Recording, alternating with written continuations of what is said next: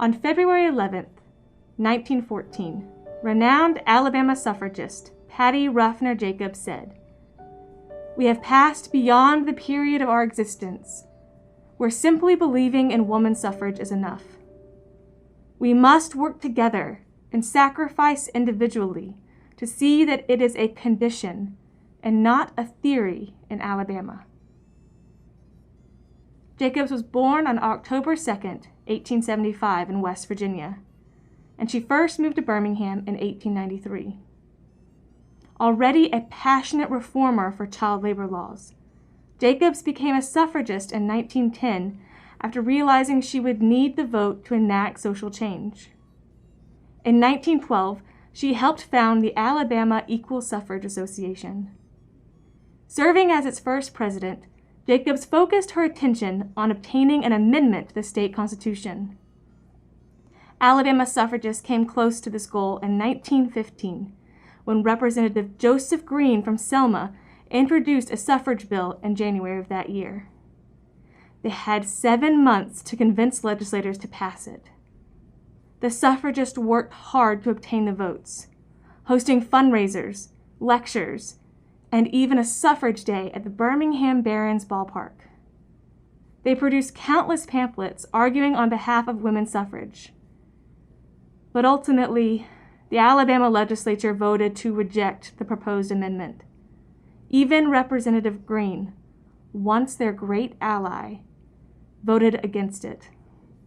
After this attempt, Jacobs decided a federal amendment was the only way to guarantee women's suffrage, and her activities in 1915 had caught the attention of the national organization.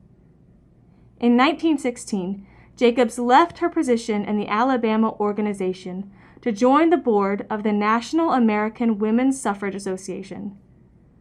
But when the 19th Amendment was passed by Congress in June of 1919, Jacobs returned to the Alabama Association to work towards ratification in the state legislature. She was among 8 speakers to debate on behalf of the amendment in a joint session of the legislature on July 16, 1919. Suffragists argued that as taxpayers, women should have equal representation. Insisting that women were ready for this responsibility, they said this was a just cause.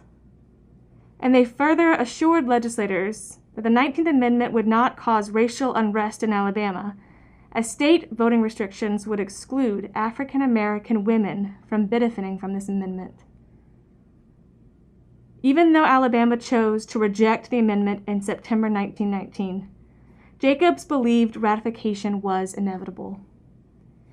In February 1920, she helped reform the Alabama Equal Suffrage Association into the League of Women Voters of Alabama to prepare women for their new responsibilities as full citizens. Jacobs later wrote on the amendment, "And now, by the thousands, we have worked out our own salvation, and we have unshackled ourselves spiritually. We are not bound or gagged by any tradition which thwarts justice. Justice has become our tradition, justice to all the hitherto unprivileged."